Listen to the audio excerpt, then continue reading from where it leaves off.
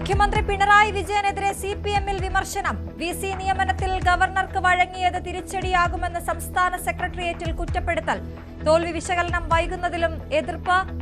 സർക്കാർ chancellor സമവായം supreme കോടതി അംഗീകരിക്കുമോ എന്ന് ഇന്നറിയാം.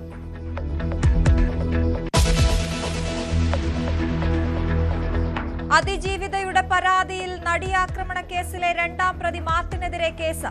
പേര് വെളിപ്പെടുത്തിയതിൽ നടപടി. വീഡിയോ ഷെയർ ചെയ്തവർക്കെതിരെയും കേസെടുത്തേക്കും.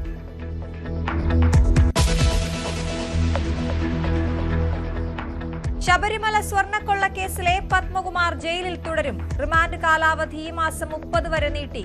എസ് ജയശ്രീയുടെ അറസ്റ്റ് തടഞ്ഞു സുപ്രീം കോടതി.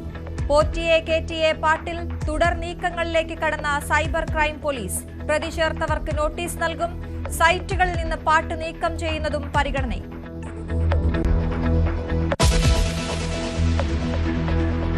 മസാല ബോണ്ടിൽ ഇഡിക്ക് തിരിച്ചടി. മുഖ്യമന്ത്രിക്ക് അയച്ച നോട്ടീസ് സ്റ്റേ ചെയ്തു. തോമസ് ഐസക്കും കിഫ്ബി സിഇഒയ്ക്കും അയച്ച നോട്ടീസുകളും തടഞ്ഞു.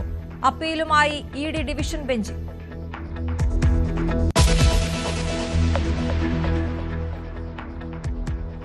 ജയിൽ ഡിഐജിക്കെതിരെ ഗുരുതര കണ്ടെത്തലുമായി വിജിലൻസ്. കൊടിസുനി അടക്കം ടി.പി. കേസ് പ്രതികളിൽ നിന്ന് വിനോദ് കുമാർ പണം കൈപ്പറ്റി.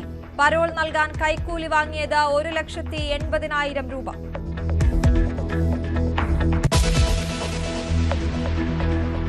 തൊഴിലുറപ്പ് ഭേദഗതി ബിൽ ലോക്സഭ പാസാക്കും. കടുത്ത എതിർപ്പുമായി പ്രതിപക്ഷം. വോട്ടെടുപ്പ് ആവശ്യപ്പെടും. നാളെ രാജ്യവ്യാപക പ്രതിഷേധത്തിന് കർഷക തൊഴിലാളി യൂണിയൻ സംയുക്ത വേദി.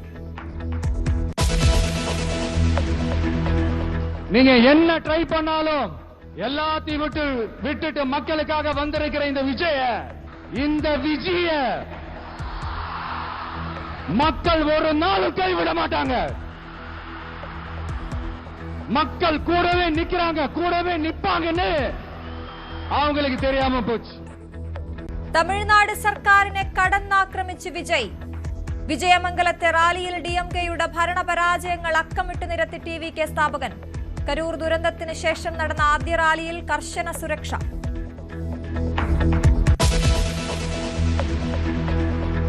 പ്രധാനമന്ത്രിയുടെ ഒമാൻ സന്ദർശനം തുടരുന്നു. പ്രവാസികളെ അഭിസംബോധന ചെയ്ത മോദി. സുൽത്താൻ ഹൈതം ബിൻ താരിഖുമായി കൂടിക്കാഴ്ച ഉടൻ.